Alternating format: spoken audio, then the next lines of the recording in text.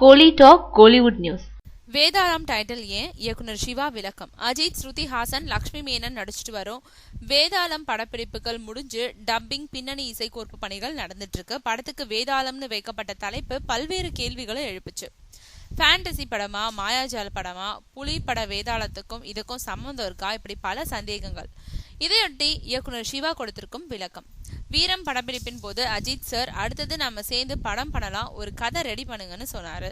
அவருக்கு ஏத்த மாதிரி தயார் செஞ்ச கதை இது. இந்த கதையை அவர்கிட்ட சொல்லும் போது, உங்க கேரக்டர் வேதாளம் மாதிரி பவர்ஃபுல்லா இருக்கு சார்னு சொன்னேன்.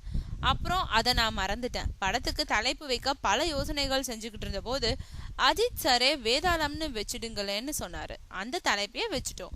அந்த கால காமிக்ஸ் புத்தகங்கள்ல வேதாளம், இரும்பு கை, மாயாவி போன்ற கேரக்டர்கள் பிரபலம். அதுல வேதாளம் கேரக்டர் அஜித் சாரோட கேரக்டரோட ஒத்து போறதுனால இந்த டைட்டில். இது அண்ணன் தங்கை பாசக்கதை. அது அஜித் சார் பாணியில சொல்றோம். லக்ஷ்மி மேனன் பாசக்கார தங்கையா நடிச்சிருக்காங்க. Shruti Haasan bolt and beauty கேர்ளா வந்து கலக்குறாங்க. பாட்டும் பாடுறாங்க. ஹாலிவுட் ஸ்டைல்ல ஃபைட்டும் பண்றாங்கன்னு சொல்லியிருக்காரு சிவா.